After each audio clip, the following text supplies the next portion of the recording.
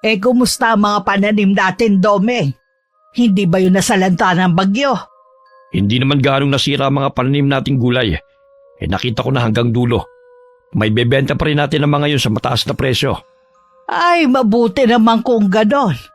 Maswerte tayo kumpara sa iba mga magsasaka sa lugar natin. Nakita ko kanina na sinalanta ng husto mga pananim nila. Sigurado na ang kanilang pagkalugi. Mabuti nga sa kanila. Ngayon tayo lang ang may magandang ani. Wala tayong kaagaw sa mamamakyaw ng mga gulay. Nasa atin talaga ang swerte. Oo nga. Parang gusto kong lumabas para makita ang pagkadismaya ng mga kababaryo natin. Siya nga pala, nakasalubong ko si Ruben kanina. Ha? Talaga? Nagkausap ba kayo? Hindi. May mga kasama siya kanina. Kahit nasa iisang baryo lang tayo, bihira ang pagkakataon na makasalubong natin siya. Hindi ko alam kung tayo ba ang umiiwas o siya. Sigurado na hindi pa yung nakakalimot sa nangyari noon.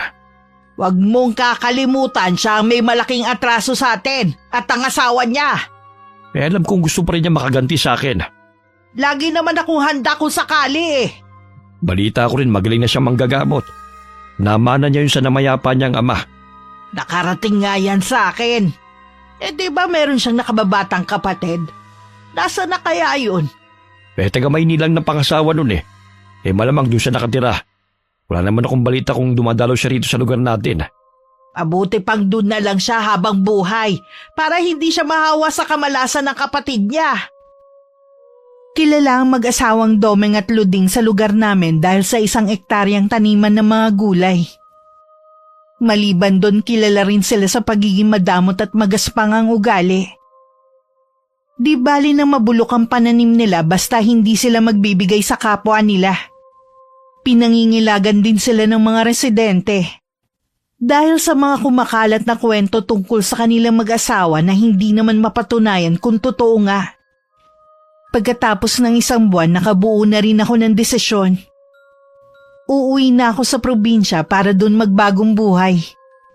Habang nagmumuni-muning mag-isa, may kumatok sa pinto.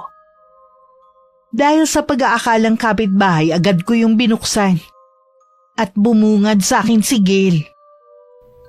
Bakit dala mo ulit ang mga gamit mo? Huwag mong sabihin na pinalayas ka ng ama mo. Hindi po, Nay. Ako ang kusang umalis sa poder nila. Bakit? Akala ko ba mas gusto mo sa ama mo dahil mas kaya niyang ibigay ang pangangailangan mo? Kasi, Nay, napag-isip-isip ko na hindi yun ang magpapasaya sa akin eh. Oh, talaga? Kaya pala 1 buwan kang hindi man lang nagparamdam sa akin. Sorry po, Nay ah. Ang totoo niyan, si Tita Claudia. Huwag mo nga mabanggit-banggit ang pangalan ng babaeng yan dito sa bahay. Ayaw po ng bagong kinakasama ni Itay na tumawag ako o magkaroon ng komunikasyon sa inyo. Iyon din po ang gusto ni Itay. Ang kapal din talaga ng mga mukha nila. Nagawa na nga nila akong lokohin eh. Gusto pa nilang putulin mo na ang ugnayan sa akin. Ibang klase rin kabit. Pati ang tatay mo nahawa na rin sa ugali ng babae niya. Hayaan na lang po natin sila. Ang ibig bang sabihin niyan ako ang pinipili mo, anak? Opo, Nay. Alam ko naman po na makakaya natin kahit wala na si Itay sa tabi natin. Iba pa rin kasi kapag buo ang pamilya. Mabuti doon sa tatay mo, meron kang maituturing na pangalawang ina sa katauhan ng kabit niya. Hindi naman po totoong mabait ang bago niyang kinakasama eh.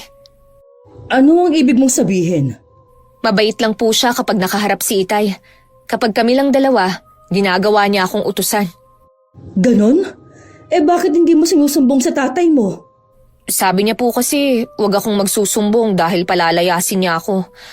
Tsaka naisip ko na baka hindi rin maniwala sa akin si Itay.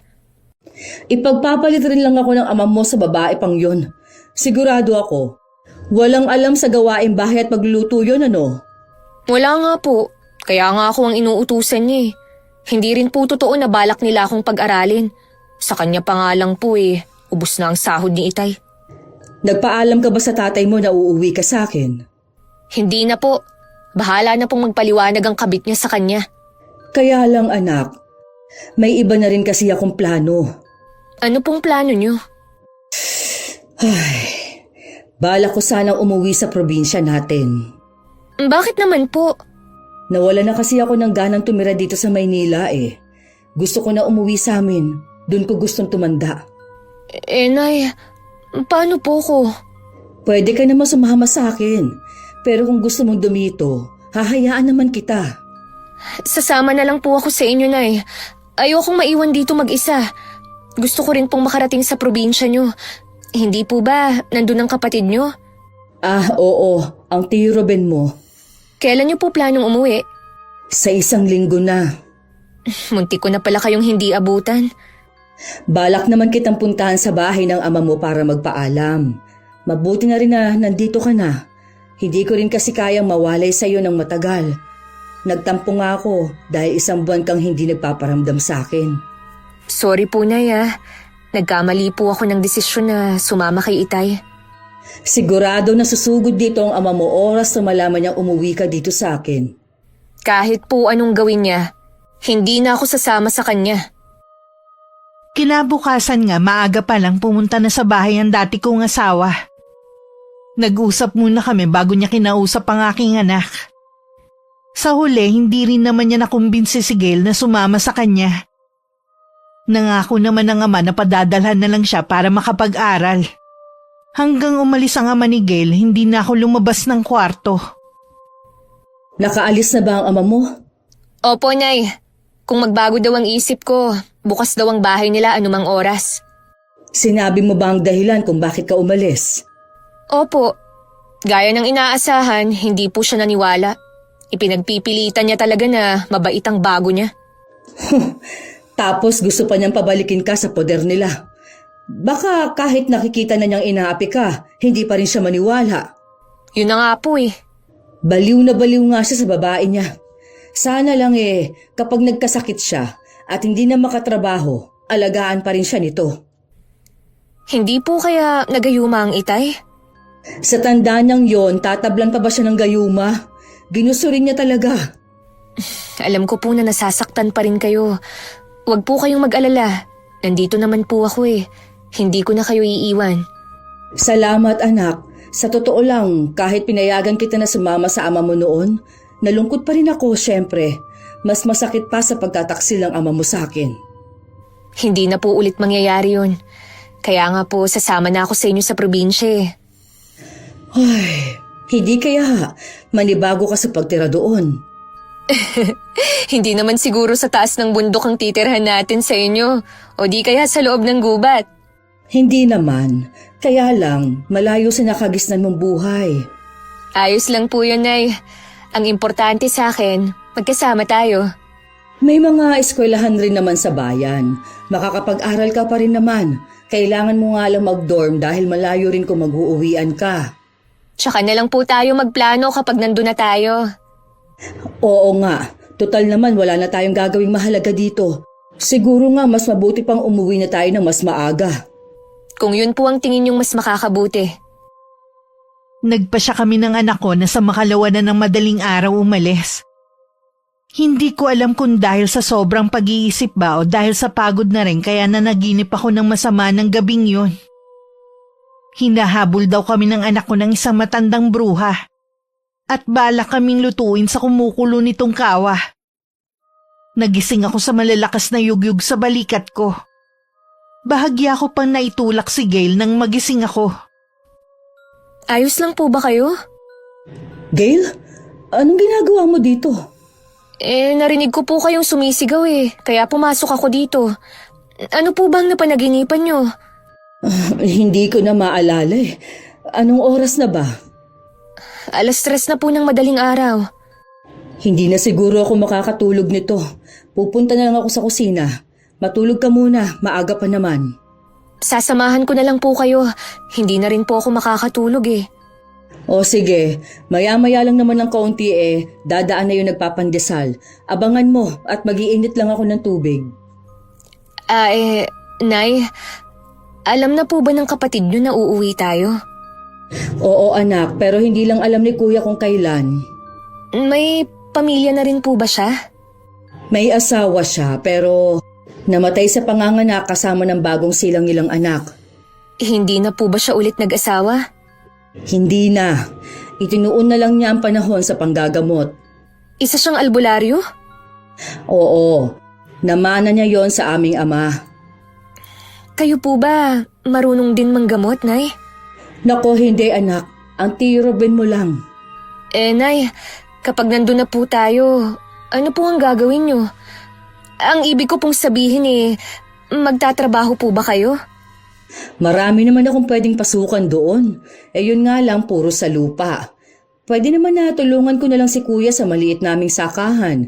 Pangunahing hanap buhay kasi doon, pagsasaka. Ganon po ba? Ano, ayaw mo na bang sumama sa akin pa uwi? Nagbago na bang isip mo? Hindi po Sasama po ako sa inyo. Harangan man ako ng sibat. Ikaw talaga. Oh, naran na yung pandesal, naririnig ko na. Bumili ka na at yun na lang ang almusal natin. Dumating ang araw ng pag-alis namin ni Gail. Nagliliwanag pa lang nasa terminal na kami. Dahil parehong walang tulog, sa bus na lang kami natulog habang bumabiyahe. Parang nanibago rin ang katawan ko sa haba ng biyahe. Nangawit din ako dahil sa tagal ng pagkakaupo. Papasok na kami nun sa baryo namin nang mapansin ko ang pagkamangha ni Gail sa tanawin. Kitang-kita din sa mga mata niya ang paghanga na hindi ko inaasahan sa kanya. Bigla kong may naalala. Pero bigla ko rin yun inalis sa isipan ko. Pagdating sa bahay, mainit naman kaming sinalubong ng mga kamag-anak namin at ni Kuya Ruben. Maligayang pagbabalik sa iyo, Gail. Salamat po, Chong, sa mainit niyong pagtanggap sa amin. Magpahinga na muna kayo ng nanay mo, ha? Maghahanda lang ako ng tanghalian natin. Sige po. Almira, masaya ako na bumalik ka kasama ng anak mo. Ganon din ako, kuya. Tutulungan na kita sa paghahanda ng tanghalian natin. Huwag na. Alam ko na pagod ka sa biyahe. Siguradong nanibago ka. Oo nga Nangawit ang balakang ko sa tagal ng pagkakaupo. Tsaka may edad na rin ako kaya siguro hindi na makatagal sa pagkakaupo. Hoy, maiwan ko muna kayo. Huhulihin ko lang ang isa sa mga alaga kong manok para pang-ulam. Oh, tumahimik ka na riyan, anak. Nagtataka lang po ako sa sinabi ni Tio Ruben. Bakit sinabi niya na maligayang pagbabalik sa akin? Ito pa lang naman ang unang beses kong nakarating dito Baka nagkamali lang siya ng pagkakasambit kanina. Huwag mo nalang pansinin. Baka nga po. Halika na muna sa magiging silid natin. 2 lang pala ang kwarto sa bahay na ito. Hindi na rin siguro naisip ni kuya na ipagawa dahil mag-isa lang naman siya. Bahay pa ito ng mga magulang namin kaya kung mapapansin mo luma ang disenyo. Nung makita ko nga po itong bahay niyo, pakiramdam ko, bumalik ako nung unang panahon. Kamukha po kasi ang bahay niyo sa mga picture sa libro Oo nga. Sana hindi pa ito masira. Pero alam ko, matibay ang mga kahoy na ginamit sa paggawa nito. Nay, yung nadaanan natin na malawak na taniman ng gulay, kilala niyo po kung sino ang may-ari? Ang ganda kasi parang kumikinang ang mga pananim nilang gulay sa ilalim ng sikat ng araw. Halatang alagang-alaga nila ang mga pananim nila. Sa pagkakaalam ko sa mag-asawang Domeng at Luding ang taniman na yon, sila ang may malawak na sakahan dito at alam ng marami kung gaano kaganda ang kanilang naaani ng mga gulay. May mga panahon nga na pinipeste ang pananim ng iba pero hindi ang kanila na ipinagtataka ng marami. Baka po may ginagamit sila para sa mga pananim nila. Siguro, wala naman nakakaalam dahil ilagsak nila ang mga tao. Maliban kasi sa masungit ang mga yun, madadamot din sila. Paano po sila naging madamot? Kahit na mabubulok na ang mga gulay nila, hindi pa rin sila mamimigay. May mga tao palang katulad nila. Oo naman, kaya ikaw, iwasan mo na mapagawi sa taniman nila. Kahit hindi niyo po sabihin yan, iiwasan ko po talagang pumunta doon. Ayoko naman po na magkaproblema kayo. Salamat anak ha. Lagi na lang ang kapakanan kong iniisip mo.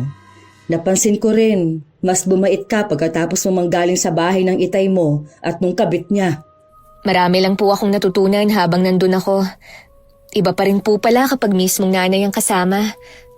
Dati po, Naiinis ako sa inyo dahil wala na kayong ginawa kundi sermonan ako sa mga ginagawa ko. Yun pala, para lang sa kabutihan ko. At saka, yung hindi ko po naranasan sa inyo, doon ko naranasan sa bago ng Itay. Sabi ko naman sa'yo, iba kapag nasa ibang bahay ka. Ikaw lang ang kailangang makisama. Parang ngayon ko po nararamdaman ng pagod.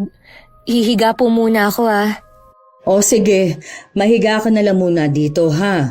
Hindi naman ako inaantok. Tutulungan ko muna ang Tio Ruben mo. Mamaya na lang natin ayusin ang mga gamit. Iniwan ko na sa kwarto si Gail. Hinanap ko si Kuya sa likod ng bahay. Nandun din pala ang pamangkin naming lalaki na mas matanda kay Gail ng ilang taon. Ang binata nagtatanggal ng balahibo ng manok. Oh, akala ko nagpapahinga ka. Si Gail lang ang inaantok. Ako naman mahabang itinulog ko sa bus. Nawala na rin naman ang pagod ko. Talaga bang hindi na kayo magkakabalikang mag-asawa? Naku kuya, malabo na at meron na siyang kinakasama. Pwedeng may ginawa sa kanya yung babae para mapaibig ang asawa mo. Sabi nga ni Gail, baka daw ginayuma ang ama niya. Pero hindi naman ako naniniwala. Ginusto rin yun ni Aurelio. Ay siya, hindi na kita pipilitin pa kung yan ang tingin mo. Salamat nga pala kuya at tinanggap mo kami dito mag-ina. Huwag ka mag-alala. Maghahanap buhay rin ako para hindi kami maging pabigat sa iyo. Tutulungan kita sa sakahan natin. Ano ka ba? Kahit kailan hindi kayo magiging pabigat sa akin. Natutuwa nga ako at bumalik na kayo. At tungkol naman sa lupa natin, mas maigi siguro na ibang trabaho na lang ang hanapin mo. Bakit naman? Huwag mong sabihin na ibinenta mo ng lupa natin. Hindi ko yung gagawin ang hindi ko pinapaalam sa iyo. Bakit nga kuya? Sumama ka sa akin. Meron akong ipakikita sa iyo. Nauna naglakad si Kuya Ruben, sumunod naman ako sa kanya. Hanggang marating namin ng lupang sakahan na pamana ng mga magulang namin. Nang makita ang lupa namin, hindi ko na napigilan na magtaka. Wala kasi ni isang nakatanim. Nagmistula yung disyerto. Anong nangyari sa lupa natin? Ay, ilang taon nang ganyan ang lupa natin. Para bang isinumpa. Kalaunan, namamatay ang lahat ng tinatanim ko. Ilang beses ko nang sinubukang magtanim pero lagi lang hindi umaabot sa anihan. Malaking pera na rin na nalulugi sa akin kaya tinigil ko na muna. Magaling ka namang magsasaka kaya nakapagtataka nga. Samantalang mataba naman ang lupa natin noon. Alam ko na may kinalaman ng mag-asawang yon kung bakit nagkaganito ang lupa natin. Kaya nga lang, wala akong ebidensya. Baka ako pa ang mapasama kung kukumprontahin ko sila.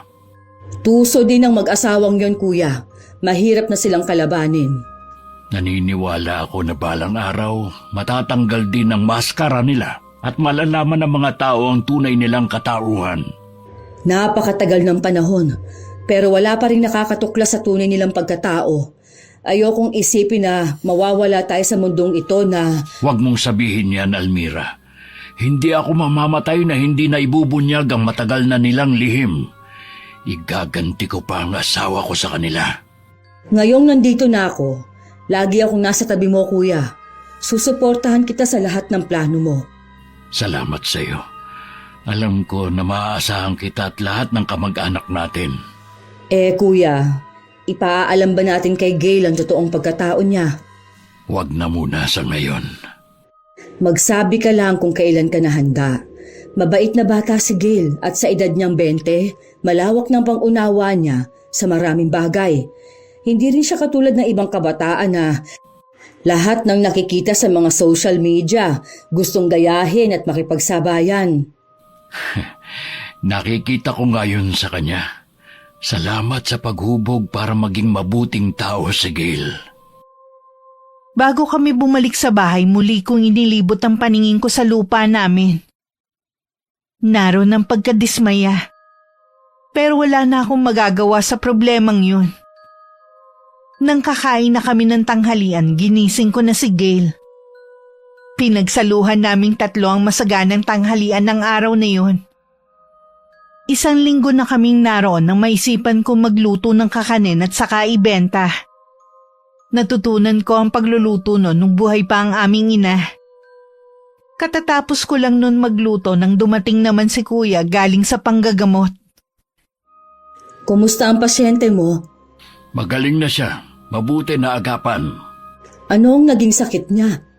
May kumukulam daw kay Darwin. Ayaw pa ngang maniwala eh. Sinabihan ko lang mauubos ang pera niya pero hindi siya gagaling sa mga doktor.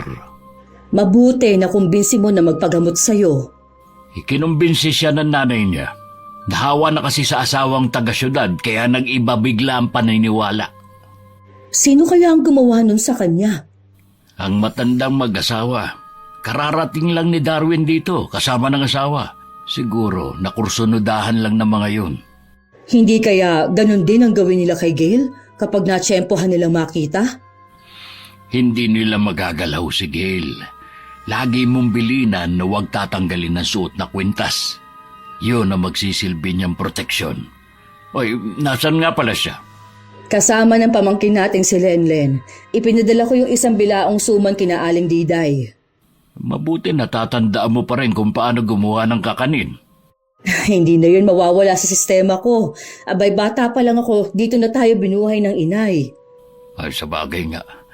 Nakakamiss din ang mga magulang natin. Oo nga. Tinirahan nga pala kita. Kumain ka muna. Hindi nagtagal dumating na rin si Gail. Malapit lang naman kasi ang bahay ni Aling Diday. Pinasamahan ko lang siya sa pamangkin namin para makabisado na sa susunod ng anak ko mga bahay na hahatiran niya kung sakali. Pero ganun na lang ang gulat ko nang makita na bitbit pa rin niya ang bilao ng kakanin. Oh, bakit dala mo pa rin yan? Wala bang tao doon? Nay, sabi po ni Aling Diday, nagastos daw niya yung pambayad sa order niyo. Ano? Pambihira naman ang matandang yun. Hindi pa rin pala nagbago. Bili niyo kasi, wag kong ibigay kung walang bayad kahit gusto niyang kunin. Kaya po ito, dala ko pa rin. Mabuti, hindi mo bibindigay. Kapag nagkataon, sayang ang pagod natin. Kilala ang matandang yon na hindi nagbabayad ng utang. Tapos siya pa ang galit. Paano po itong suman? Ay ilalako ko na lang. Ako na lang po, Nay. Kaya ko naman eh. Hindi mo naman kabisadong lugar natin eh. Hindi naman po ako lalayo eh. Dito lang ako sa mga bahayan. O sige, mabuti na nga rin siguro. Basta ba huwag kang lalayo, ha? Iwasan mo rin yung malawak na taniman ng mag-asawang matanda. Kapag natanaw mo na, bumalik ka na rito sa bahay. Opo, Chong. Tatandaan ko po ang sinabi niyo. Kahit nag-aalangan akong payagan ng anak ko, inalis ko na lang yun sa isipan ko. Darating din naman kasi ang araw na kailangan niya makabisado ang lugar namin. May tiwala din naman ako sa kanya na hindi niya susuwayin ang utos ko. Dahil sa kagustuhan ni Gail na maubos ang paninda, hindi na niya namalayang napalayo na siya. Namalaya na lang niya na malapit na siya sa malawak na taniman ng mag-asawa. Akmang babalik na sana siya nang may nagsalita. Ano ba yung tinitinda mo? Po? Kuwan po. Kakanin po. Parang ngayon lang yata kita nakita rito ah. Kadarating lang po namin ng nanay ko nung nakaraang linggo. Ganun ba? Lumapit ka sa akin. Huwag ka matakot at hindi naman ako nangangain eh. Gusto ko lang makita yung paninda mo. Sige po. Ito na lang po ang natira eh. Sige, bibilhin ko na lahat. Talaga po? Oo, bakit? Ayaw mo ba? Nako, gusto ko nga po eh. Para makauwi na ako. Sige na, balutin mo na yan lahat at kukunin ko na. Ito na po. Maraming salamat po sa inyo. Umalis na rin agad ang anak ko pagkatapos makuha ang bayad. Dahil sa pagmamadali niya, hindi na niya napansin ang matiim na titig ng matandang babae habang nakasunod sa kanya ng tingin. Ilang sandali pa lumapit na ang asawa ng matandang babae na nagtataka dahil parang ipinako na siya sa kinatatayuan niya. Sinong kausap mo, Luding? Hindi ko kilala eh. Naglalako lang siya ng kakanin. Binili ko na lahat, bihira lang naman tayong makakain nito eh. Kanino kayang anak ang babaeng yun? Hindi ko alam. Pero sabi niya kadarating lang nila rito ng nanay niya. Baka taga-bayan o ibang lugar. Siguro nga. May iba nga pala ako. Magaling na si Darwin. Napagaling siya ni Ruben.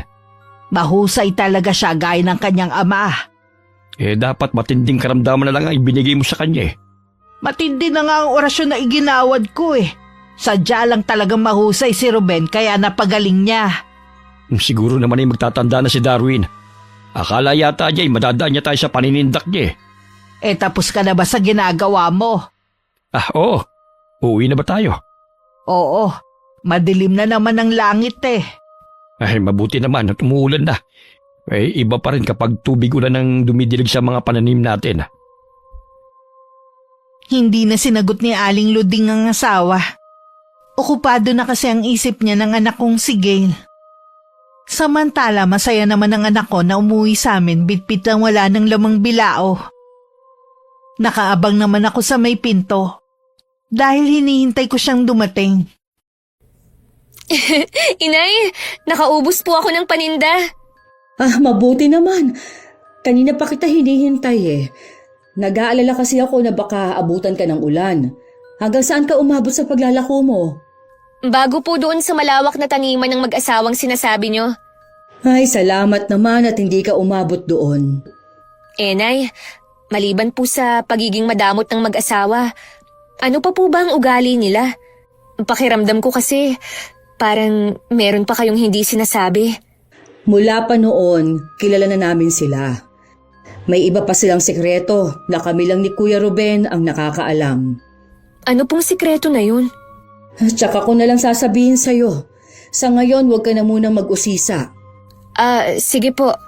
Sige na, magmerienda ka na muna sa kusina. Kakausapin ko lang ang Tiyo Ruben mo, ha? Iniwan ko na ang anak ko at saka tinungo ang likod bahay. Kung saan nabala si Kuya Ruben sa pagsasalansan ng mga panggatong. Tinulungan ko na siya para mapabilis ang ginagawa niya. Ay, salamat.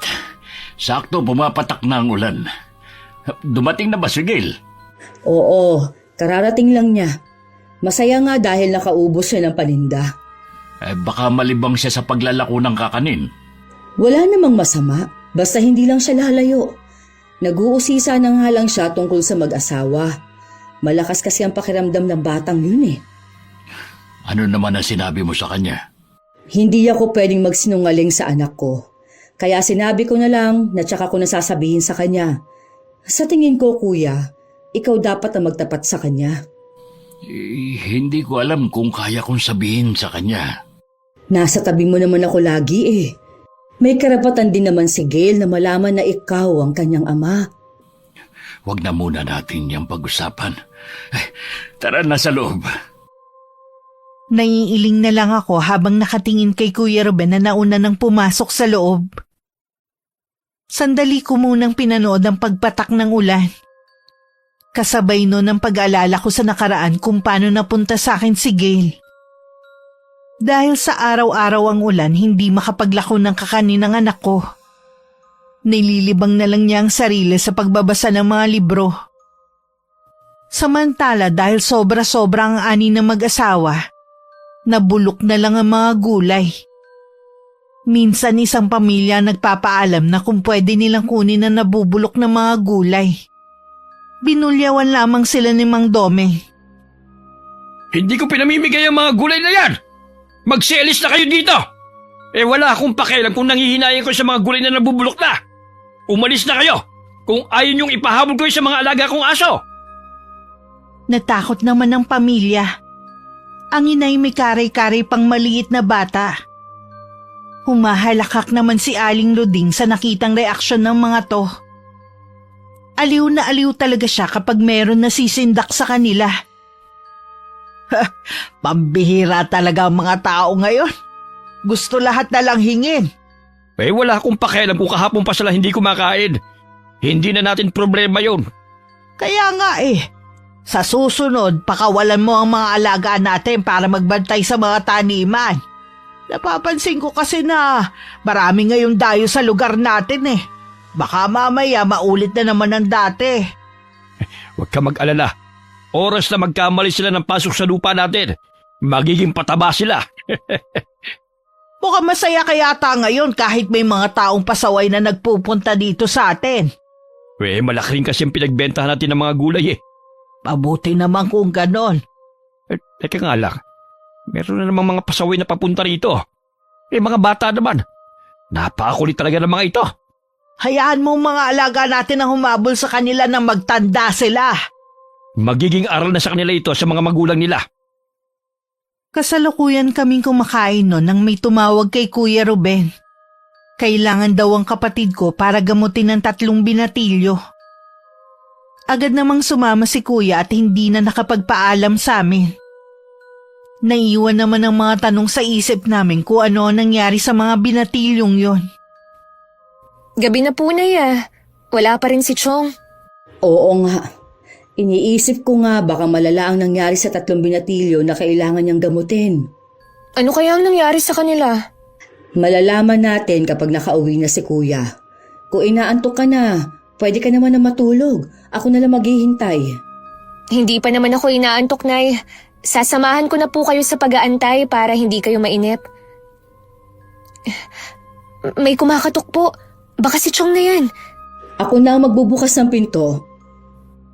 Bago ko tanggalin ang pagkakalak ng seradura ng pinto, tinanong ko muna kung sino ang nasa labas. Nang masiguro kong si Kuya Ruben nga, pinagbuksan ko na siya. Napansin ko agad ang mga bakas ng dugo sa damit ni Kuya at pagkahapo sa mukha niya. Pasensya na kayo kung napuyat kayo sa paghihintay sa akin. Ayos lang, Kuya. Hindi pa naman kami inaantok ni Gail. Oh, kumusta ang 3 binatilyo? Malala ang isa sa kanila. Malalim kasi ang sugat niya sa tiyan. Hindi katulad sa dalawa na sa may braso at binti lang. Ano bang nangyari sa kanila? Nilapa sila ng mga alagang aso ng mag-asawa. Ha? Paano nangyari yun? Ibig ko sabihin, ano bang ginagawa nila sa teritoryo ng mag-asawang yun? Nangangalakal lang naman ang 3 binatilyo. Malayo naman daw sila sa lupa ng mag-asawa. Kaya gano'n na lang daw ang gulat nila nang bigla na lang sumulpot yung 3 malalaking aso at hinabol sila. Siguradong sinadya yun ng 2 matanda na yon. Ang sama talaga nila. Hindi na sila naawa sa mga bata. Kanina sinugod ng mga kamag-anak ng 3 ang kanilang bahay. Ang sabi daw sa kanila, gusto daw magnakaw ng 3 binatilyo na tinanggi naman ang 2. Pinupulot lang daw nila ang mga basyo ng bote sa daan para ibenta. Mas naniniwala ako sa mga bata. Kilala sila na likas na mababait at masisipag sa pag-aaral. Naaawa ako sa mga batang yon. Kung meron lang sana akong maitutulong sa kanila. Kailangan nila ng dasal. Lalo na si Carl na malala ang lagay. Chong, bakit hindi pa po sila dalhin sa ospital? Malala na po pala ang lagay ng isa sa kanila. Lalo lang mapapasama kung dadalhin sa ospital ang mga binatilyo. Bakit naman po, Chong? Ay, mahirap ipaliwanag, iha. Gail, mabuti pa matulog ka na. Tsaka ko na lang ipaliliwanag sa iyong lahat ng gusto mong itanong. Kuya, madalas ba mangyari ang ganito? Ngayon lang ulit. Marami na kasi mga dayo dito, kaya hindi nila alam ang tungkol sa mag-asawang yun. Mali yatang umuwi kami dito ni Gail. Huwag mong sabihin yan. Matagal na rin naman ako nangulila sa anak ko. Gusto ko rin siya makasama. Ay, pasensya ka na, Kuya. Kung nakapagsalita ako ng ganun. Naiintindihan naman kita. Nag-aalala ka lang kay Gail. Sige na, matulog ka na at magpapahinga na rin ako. Kinabukasan hindi ko na nagisnan si Kuya. Sa pag-aakala kong baka binalikan niya ang mga binatilyo, hindi naman ako nag-alala. Lingid sa akin, pinuntahan ni Kuya Ruben ng mag-asawa. Anong ginagawa mo rito, Ruben? Sino ka mo nandito? Ang mortal nating kaaway. Narito sa teritoryo natin. Ang lakas ng loob mong pumunta rito. Sagad na hanggang buto ang kasamaan ninyong mag-asawa, ha? Pati mga bata, nagawa ninyong ipahabol sa mga alaga ninyo. Eh, gusto nila kaming pagnakawan eh. Kaya hinabol sila ng mga aso namin. Sinungaling! Ano ka mo? Ilagay mo sa lugar ng tapang mo. Baka nakakalimutan mo kung nasan ka. Hindi ko nakakalimutan. Hindi ko lang maatim na pati mga inosenteng bata sinaktan ninyo. Ay, pagsabihan mo ang mga kababaryo mo na huwag gambalain ng pananahimik namin. Kayo ang gumagambala sa katahimikan ng mga taga rito. Mula nang dumating kayo. Kung mahal mo ang buhay mo, umalis ka na. Gagawin ko lahat para mapaalis kayo sa baryo namin. Mga salot kayo! Eh, teka nga lang. Eh, gusto mo yata masakmal ng mga alaga namin. Hindi ako natatakot sa mga alaga ninyo. Sige, ilabas mo sila! Nakakapanibago ang pinapakita mong katapangan, Ruben. Talaga bang hinahamon mo na kami, ha? Baka gusto mo na rin sumunod sa mag-ina mo. Bago ako sumunod sa kanila, sisiguruhin ko na kayo muna ang mawawala. Eh, talagang... Hayaan mo na lang siya. Iniwanan pa ng matatalim na sulyap ni Kuya Ruben na mag-asawa bago naglakad palayo. Natitigilan naman ang dalawa at hindi maganda ang kutob sa pagpunta na yun ni Kuya. Nababaliw niya ata ang Ruben na yun para pumunta rito. May pinaplano siya. Hindi ko lang maisip kung ano. Talasan mo ang pakiramdam mo, baka bumalik siya sa mga susunod na araw. Huwag ka mag-alala. Ako ang bahala sa kanya. Siya nga pala. Naalala mo yung dalagang binilhan mo ng kakanin? Anak pala yun ni Almira. Bumalik na sila rito. Kaya pala pamilyar sa akin na mukha ng babaeng yun eh. Pero bakit hindi ka mukha ni Almira? Mas hawig nga yung bata ka eh. Hindi kaya... Nung gabi, lihim na bumalik ulit si Kuya Ruben sa bahay ng mag-asawa. Pakubli-kubli siya sa mga pananim para hindi siya makita. Natanaw naman niya ang mga alaga nilang aso. Nang masigurong tulog na ang mag-asawa, tsaka niya inilabas ang sariwang karne na tumutulo pa ang dugo. Agad naman yun naamoy ng mga aso at saka sinundan ng amoy. Sige, lumapit kayo. Dadaling ko kayo sa lugar kung saan kayo nararapat. Kahit nakita na siya, hindi man lang siya inangilan ng mga aso. Mas interesado sila sa dala niyang karne. Hanggang makalayo sa bahay at marating ang gubat, tsaka na lang ibinigay ni Kuya ang mga malalaking tipak ng karne na may pampatulog. Ilang sandali pa, isa-isa nang tumumba ang 3 aso. Ganyan nga, matulog kayo ng mahimbing. Hindi karapat-dapat mag-alaga ang mag-asawang yun ng mga aso. Ginagamit lang kayo para makapanakit ng tao. Kinabukasan, maagang bumangon si Mang Domeng. Nagtataka naman na hindi siya sinalubong ng mga alaga. Bigla naman siyang kinutuban ng hindi maganda. Hinanap niya ang mga yun pero ni bakas wala siyang makita. Para bang naglaho na lang basta ang mga alaga niya. Saan ka ba nagpunta ha? Namamaos ako sa kakatawag sa'yo mula kanina eh. Hinanap ko yung mga alaga nating aso eh. Mula kaninang umaga wala na sila eh. Baka nandyan lang sila umiikot sa taniman natin. Naikot ko na ang buong taniman natin ng gulay. Hindi ko sila makita. Namaos na nga rin ako sa katatawag pero hindi sila lumalapit. Kung nakalabas man sila, siguradong bumalik na sila. Alam ko na may nangyari sa kanila.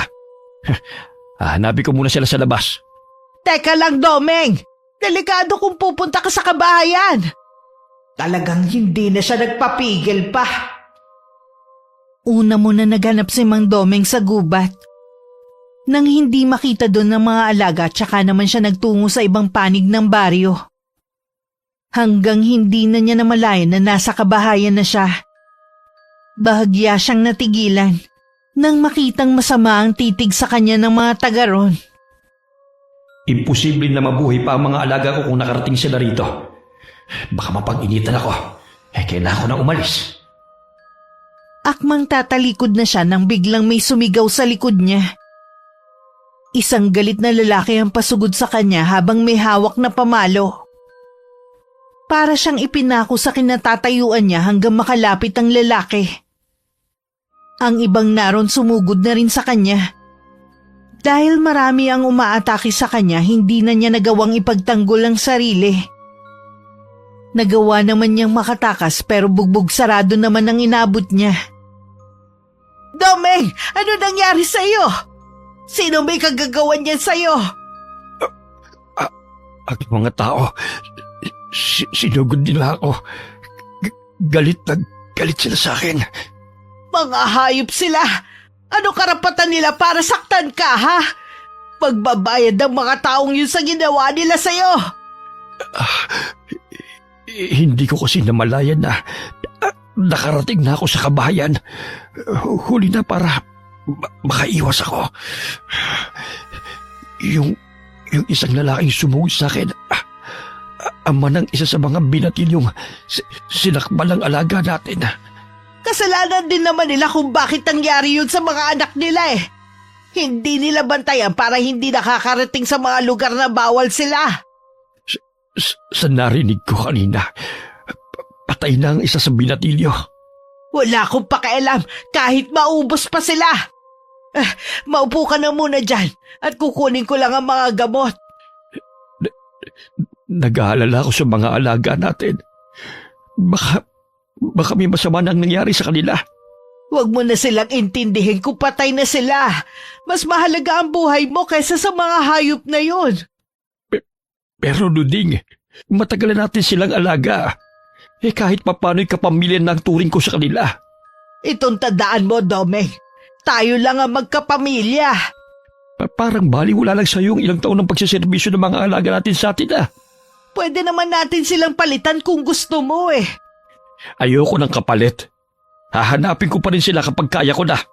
Napahamak ka na nga dahil sa paghahanap sa kanila eh. Itutuloy mo pa rin talaga na hanapin sila. Titigil lamang ako kapag nakita ko mismo ng mga mata ko na wala na sila. Ay, bahala ka na ka. Ang tigas ng ulo mo.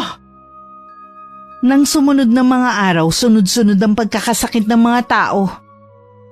Mabuti na lang naroon si Kuya Ruben. Alam niyang kagagawan niyo ni Aling Luding. Dahil gusto nitong ipaghiganti ang asawa na binugbog ng mga tao. Mabuti pa kuya, magpahinga ka naman. Bumabagsak na ang katawan mo sa matinding pagod dahil sa panggagamot mo. Hindi ko pwedeng talikuran ng mga nangangailangan ng tulong ko. Kaya lang kuya, kalusugan mo naman ang nalalagay sa alanganin. Ayos lang, basta makatulong ako. At isa pa, hindi ako basta pababagsakin na matinding pagod lang. Kumain ka na muna kuya para makabawi ka ng lakas mo. Iniwan ko muna si Kuya Ruben at pinuntahan si Gail sa labas ng bahay.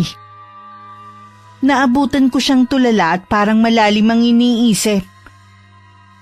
Kinalabit ko siya at bahagya pa siyang nagulat. Nakakagulat naman kayo, Nay. Natulala ka na kasi dyan. Nandito po kanina si Mang Domeng. Ha? Nasaan na siya? Umalis na po siya. Meron ba siyang sinabi sa'yo? Hinahanap po niya ang mga alaga niya. Bakit naman niya dito hahanapin? Hindi ko rin po alam eh. Pero sabi niya, alam niyang si Chong lang ang pwedeng gumawa nun. Nambintang pa talaga siya. Pasalamat siya at hindi akong nakausap niya, kundi makakarinig siya na maaanghang na salita sa akin. Nay, meron pa siyang sinabi eh. Kung hindi daw natin ilalabas ang mga alaga niya, matutulad daw tayong lahat sa mag-ina ni Chong. May kinalaman ba sila sa pagkamatay ng pamilya ni Tio Ruben? Ay, siguro wala namang masama kung pahapyaw mo nang malalaman ang nangyari noon.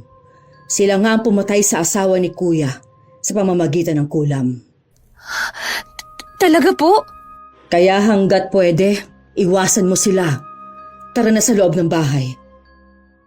Pinapasok ko muna si Gail sa kwarto namin.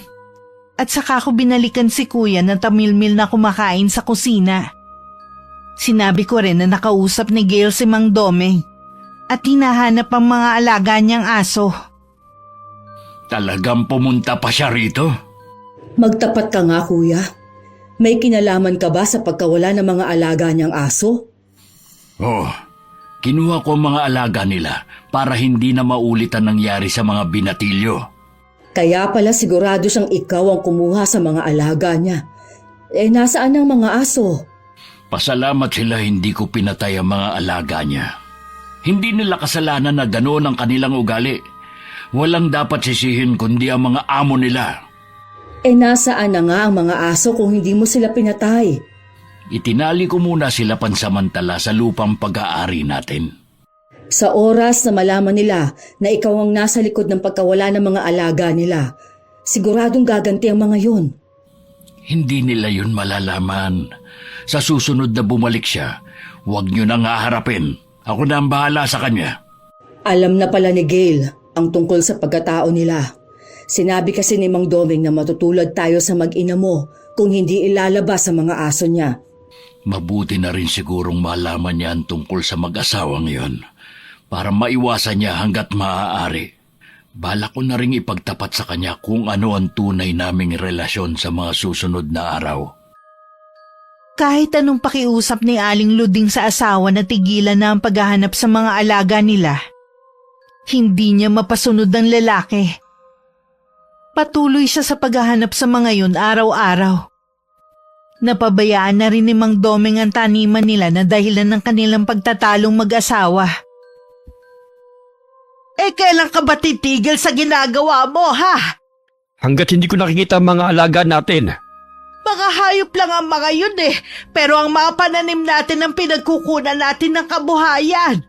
Pinababayaan mo na dahil sa paghahanap mo sa mga yun. Hindi ko rin maaasikaso mga pananim natin kung sobrang pag-aalala ko. Kung hindi ka patitigil, gagamitan na kita ng orasyon. Sige, gawin mo. Basta ako gagawin ko rin ang gusto ko. Paano kung pinatay na sila ng mga tao para makaganti sa atin? Nararamdaman ko na buhay pa sila. Kaya hahanapin ko sila kahit na anong mangyari. Yan, tigas talaga ng ulo mo, matanda ka. Kaya mo namang alagaan ang taniman natin. Kaya ikaw na muna ang bahala. Sige, gawin mo na ang gusto mo basta bumalik ka lang dito ng ligtas. Ilang araw na rin sinusundan ni Mang Doming ang kapatid ko. Malakas kasi ang kutob niya na may kinalaman si Kuya Ruben sa pagkawala ng mga alaga niya. Isang araw nagtaka matandang lalaki kung bakit imbis na tumuloy sa bahay si Kuya, sa lupa namin siya pumunta. Sa pagkakaalam kasi niya matagal nang hindi napapakinabangan ng lupang yun dahil inurasyonan ng asawa niya. Ganun na lang ang gulat ni Mang Doming na makita ang mga alaga na naroon at nakatali. Lingid sa kanya alam ng kapatid ko ang ginagawa niyang pagsunod. Sabi na nga ba ikaw ang kumuha sa mga alaga ko. Paano mo sila nadala rito? Pasalamat ka at dinala ko lang sila rito. Hindi kaya ng konsensya ko na patayin sila kahit malaki ang kasalanan nila. Ibalik mo sila sa akin kung ayaw mong dumanak muli ang dugo sa lupa mo. Hayop ka talaga. Pinaalala mo pa nangyari dito noon. Hanggang ngayon ba masakit pa rin ang pagkamatay ng mag-ina mo? Nangungulila ka pa rin sa kanila? Kung ayaw mong sapitin din ng kapatid mo at ng pamangkin mo ang nangyari sa mag-ina mo, ibalik mo sa akin ang mga alaga ko. Hindi mo na sila makukuha pa sa akin. Talagang hinahamon mo ako, ha? Dahil sa galit sinugod ni Mang Doming ang kapatid ko. Nagulat naman si Kuya Ruben sa lakas na ipinamalas ng matandang lalaki. Nabuwal sila at nagpambuno. Dahil masigit na malakas si Kuya kesa sa kalaban, nagawa niyang isalya ang matanda. Hindi inaasahan ni Kuya na may patalim ito. At muli silang nagpambunong dalawa. Naagaw naman niya ang patalim at aksidente niya na itarak dito. Ganong eksena ang naabutan ko. Kuya! Almira, tulungan mo ko. Kailangan natin siyang magamot. Huwag kayong lalapit. Gagamutin lang kita. Wala akong masamang gagawin sa'yo. Hindi ko kailangan ng tulong mo. Huwag sanang matigas ang ulo mo, Mang Domeng. Gusto ka lang naming tulungan. Hindi nasabi! Ruben, alagaan mo mga aso ko. Nakikiusap ako sa'yo. Pumayag ka ng gamutin kita. Mang Domeng! Bumalik po kayo! Saan siya nagpunta? Ang bilis niya nawala. Yung dugo sa lupa, kuya. Sundan natin bago pa may makakita sa kanyang ibang tao. Sinundan namin ang mga patak ng dugo pero nawala na rin yun. Hinanap pa namin siya sa paligid pero hindi na namin siya nakita. Lulugo-lugo kaming umuwi sa bahay. Sa tingin ko naman hindi ganun kalalim ang sugat niya. Kaya lang, baka maubusan siya ng dugo. Puntahan kaya natin siya sa bahay nila. Baka nakauwi na siya. Hindi pwede, kuya. Baka lalo ka lang mapahamak. Hindi ko naman sinadya yung nangyari. Alam ko naman yun Sinubukan naman natin na tulungan siya pero ayaw naman niya. Sana naman ayos lang siya. Gusto kong gumanti. Pero hindi sa paraan na mamamatay siya. Huwag na muna natin itong pag-usapan para hindi makahalata si Gail. Nang mga oras na yun, nag-aalala naman si Aling Luding sa asawa. Dahil madilim na, wala pa rin ito. Parot parito na siya habang iniisip kung saan napadpad si Mang Domeng. Wala naman siyang matanungan ng mga tao. Dahil iniiwasan nga silang mag-asawa. Hanggang inabot na ng kinabukasan. Ang aga mo namang umalis ng bahay kanina. May balita ka ba? Wala Nakita ko rin si Aling Luding. Mukhang hinahanap din niya ang asawa. Nakapagtataka namang bigla na lang siyang nawala. Naisip ko yung sinabi mo na hindi naman malala ang sugat niya. Hindi kaya nasa isang lugar lang siya at nagpapagaling? Ilag sa kanyang mga taga rito. Sino naman ang tutulong sa kanya? Tama ka dyan. Sumasakit tuloy ang ulo ko sa kakaisip. Hayaan na lang natin ang pangyayari. Hintayin na lang natin kung kailan siya lilitaw. Oo nga. Baka maganda rin itong senyales na mapaalis natin si Aling Luding sa baryo natin. Baka maisip niyang lumayo na lang ngayong wala na ang asawa niya. Naging matulin ng mga araw. Pinilit namin maging normal ang mga kilos namin.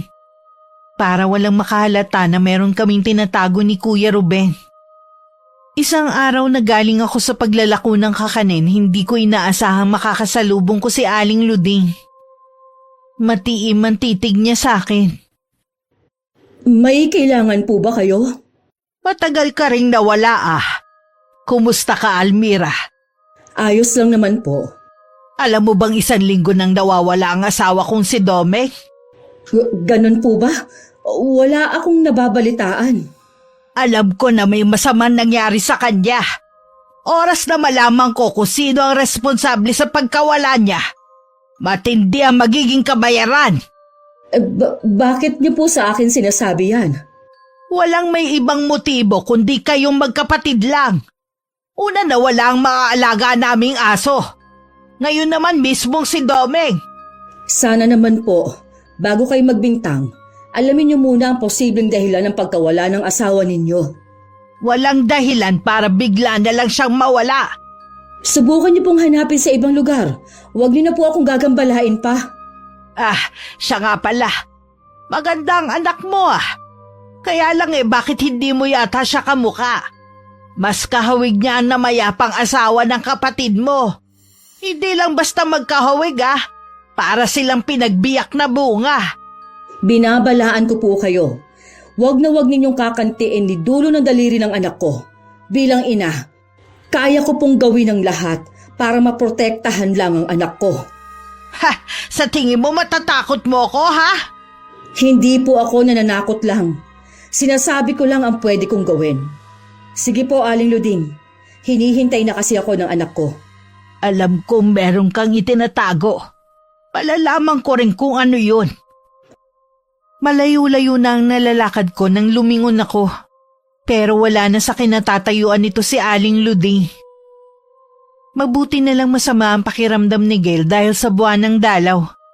Kaya ako na lang ang naglako ng araw na yon. Pagdating sa bahay, sinilip ko lang ang anak ko sa kwarto at nakita ko nga natutulog siya. Ilang sandali pa dumating na si Kuya Ruben.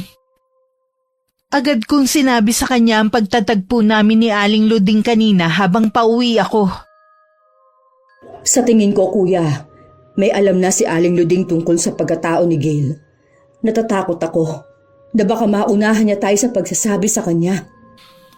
Hinuhuli ka lang niya, kaya dapat kalmado ka lang kapag kaharap siya. Malaki kasi ang pagkakahawig ni Gail sa asawa mo, kaya siguro nagkahinala siya. Kukuha lang ako ng tiyempo at ipagtatapat ko na rin kay Gail ang lahat. Gawin na natin sa lalong madaling panahon. Nasaan ba si Gail? Masama ang pakiramdam niya. Nasa kwarto lang siya maghapon. Sabihan mo ko kapag nagising na siya.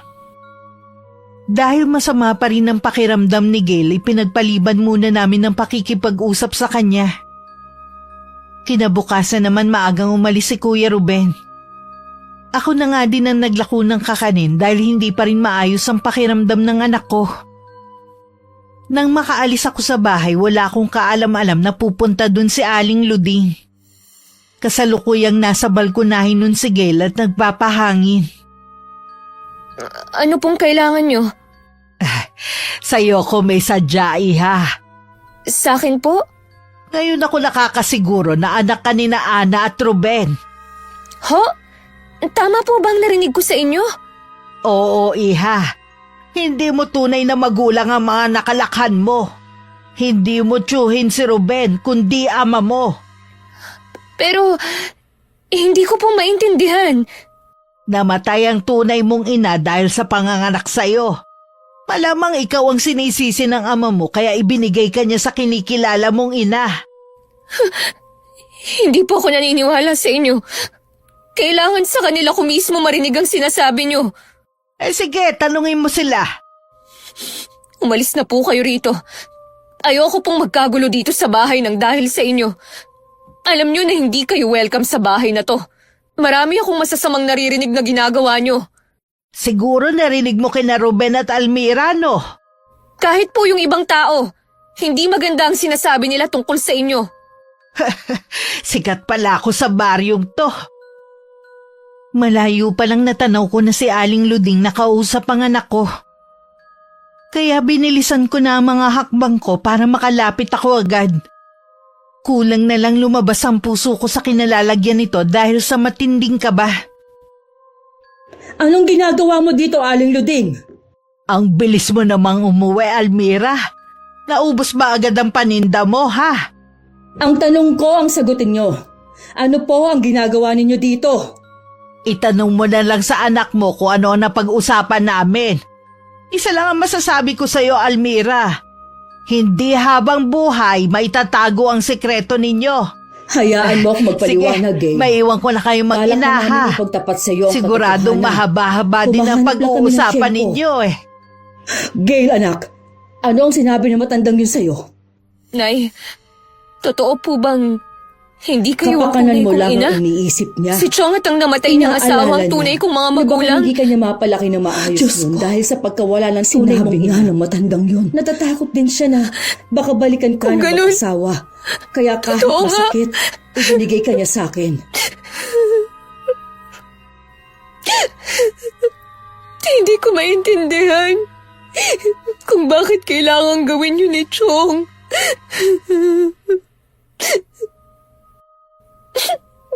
Napakababaw pa rin ang dahilan na yun, Nay.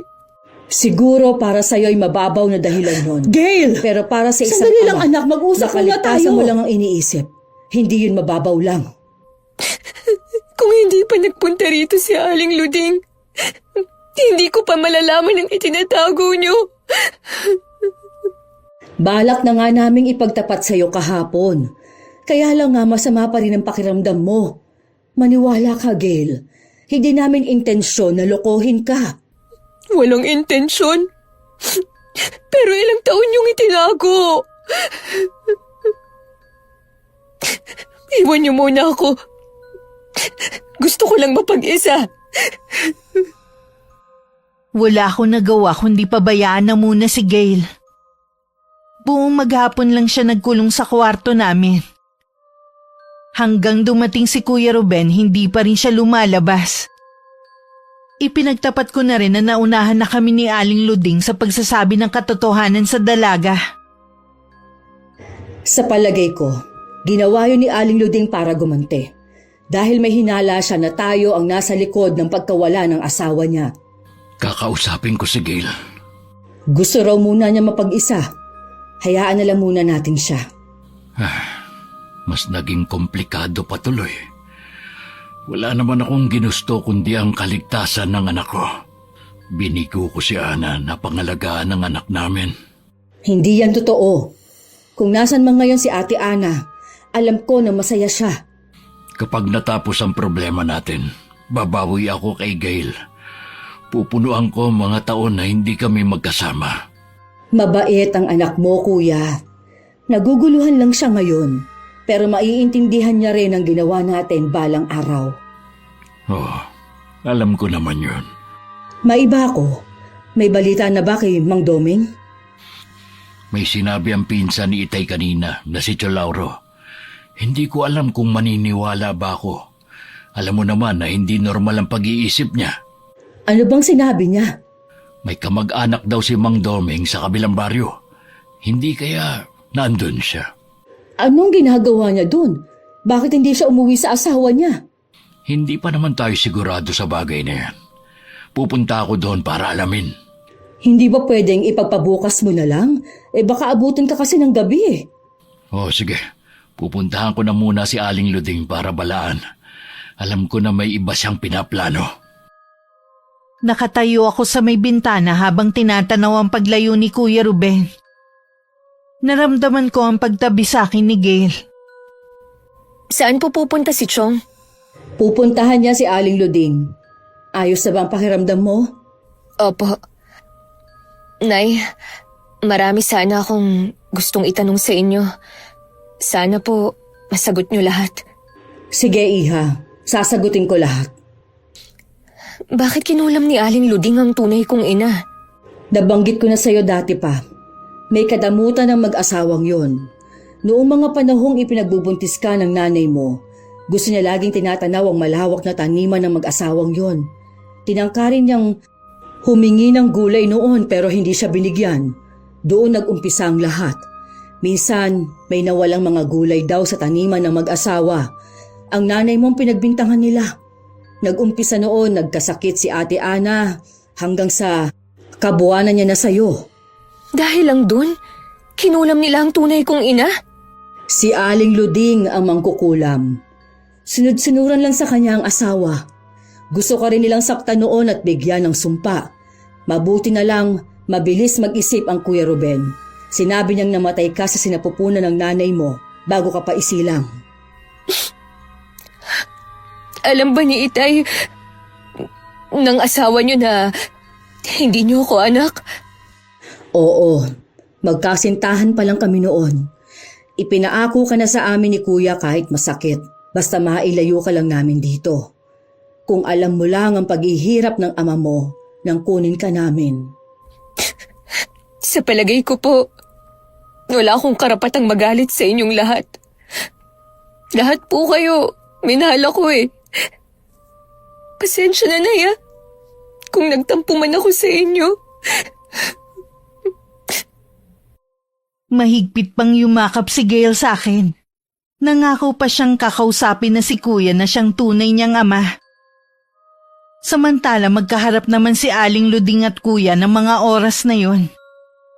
Pareho nilang nararamdaman ang galit ng bawat isa. Siguro galit na sa'yo ang anak mo dahil sa ginawa mong paglilihim. Hindi mo ba talaga titigilan ang pamilya ko, ha?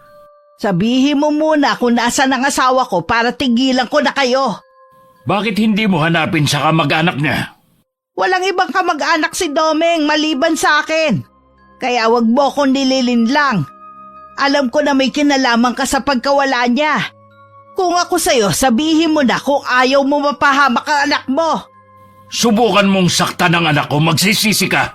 Baka gusto mong sumunod na sa asawa mo. Sinasabi ko na nga ba may kinalaman ka sa pagkawala ni Domeng?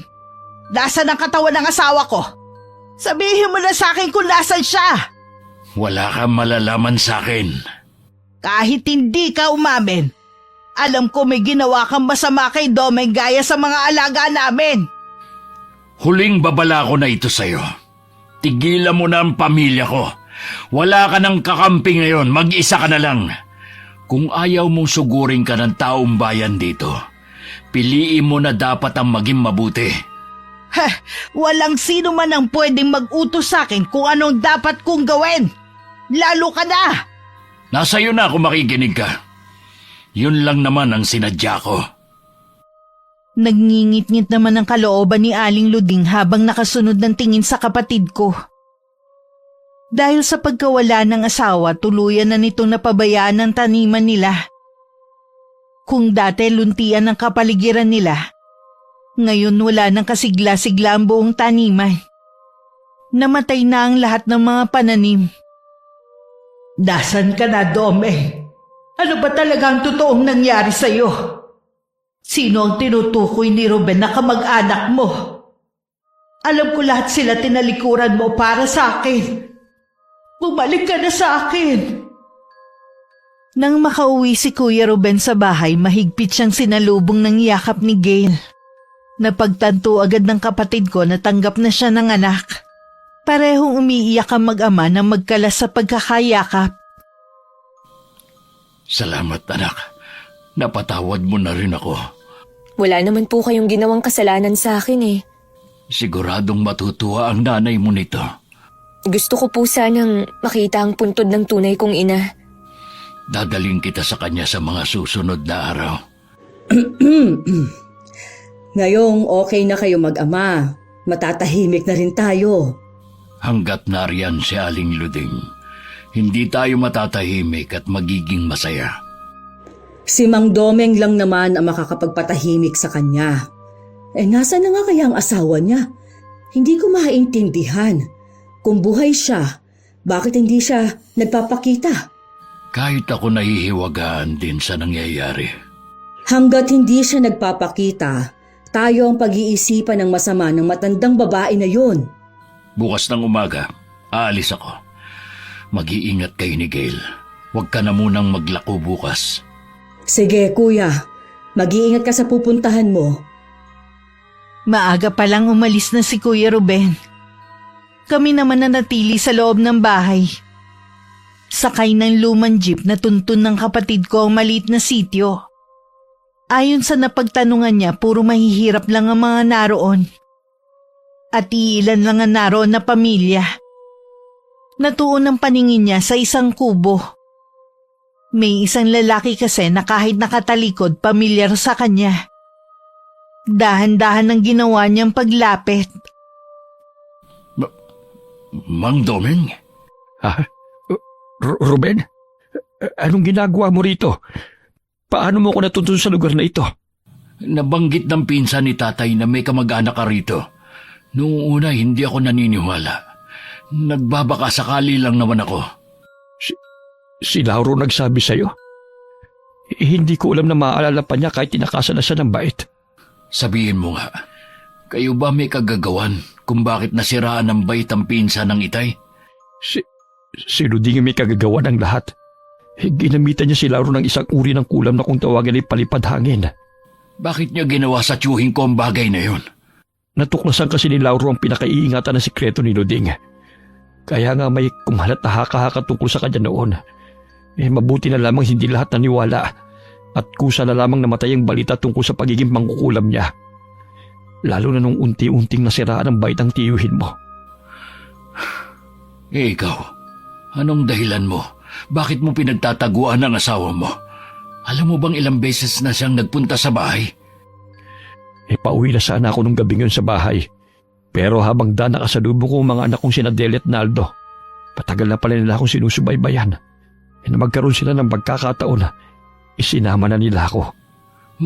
May mga anak ka? Oo, may una akong asawa. Namatay siya bago ko naging asawa si Luding. Magaling ka na naman ha. Bakit hindi mo pa siya binabalikan? Yun sana ang bala ko. Pero merong ipinagtapat sa akin ng mga anak ko. Kaya nagbago ang isip ko. Anong pinagtapat nila sa'yo? Hindi sa sakit namatay ang una kong asawa, kundi sa kulam. Binigyan lamang niya ng sakit yon hanggang mamatay para maangkin niya ako noon. Mahal ko si Luding, pero hindi ko siya mapapatawad sa ginawa niya. Gusto ko rin makasama ang mga anak ko at apo sa mga huling taon ng buhay ko. Sa tingin ko, buo na ang pasya mo.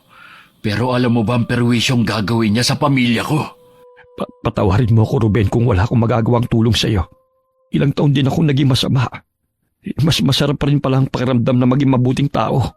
At isa pa, hindi na rin ako papayagan ng mga anak ko na bumalik pa o magpakita man lang kay Luding. Gusto ko na lamang napapaniwalain siya na patay na ako. Ano pa nga ba magagawa ko? Gusto mo nang magbago sa piling ng pamilya mo. Hindi na kita gagambalain pa. Masaya ako na nakita mo pa rin ang tuwid na daan. Natauhan na rin ako. Salamat sa mga anak ko. Pinagtangkaan rin pala ni Luding ang mga buhay nila. Kaya naman pinalabas siyang patay na sila. Ganun ba? Wala talagang tatalo sa kasamaan niya. Kaya nga kailangan mong ingatan ang pamilya mo. Paano? Aalis na ako. Huwag kang mag-alala. Walang makakaalam na buhay ka pa. Ruben, ang altar kung saan nag-oorasyon si Luding sa pinakalikod ng taniman ng mga mais. Baka balang araw ay makatulong yon. Salamat sa'yo. Tutuloy na ako. Parang nabunutan ng tinik si Kuya Ruben sa nalaman. Sa wakas wala ng mga katanungan na naiwan sa kanyang isipan. Masaya rin siya dahil ang inaakala niyang masamang tao mas pinili pa rin magbago. Pagdating sa amin, naabutan niya si Aling Luding habang nakikipagtalo sa akin. Agad niyang iniharang ang sarili para matigil na ang matandang babae. Di ba't binalaan ko na kayo na wag na manggugulo ulit sa pamilya ko? Sa tingin mo basta-basta mo ako mapapasunod, ha? Parang baliw na ang matandang yan, kuya. Ikaw ang mababaliw oras na hindi niyo ilabas si Domenko. Tanggapin nyo na lang na wala na siya at hindi na babalik. Hindi! Ayoko! Pwes, wag nyo siyang hanapin dito. Kahit bali-balik na rin nyo pa ang bahay namin, hindi nyo siya makikita dito. May sinabi ka na kamag-anak ni Domeng. May alam ka ba na natitira niyang kapamilya? Sinabi ko lang yon dahil ayaw nyong tumigil. Pero wala akong alam sa bagay na yon. Dapat kayo ang nakakaalam kung may pamilya pa ba ang asawa nyo. Sinasabi ko na sa'yo wala na siyang pamilya. Kaya imposible na may kumukup-kup sa kanya. Mas naniniwala ako na may ginawa kayong masama sa kanya. Kaya magtapat na kayo bago maubos ang pasensya ko sa inyo. Ako ang nauubos na ang pasensya sa inyo. Kapag hindi ka pa umalis, ipagkakalat ko sa lahat ang sikreto mo. Hindi lang yun ang gagawin ko.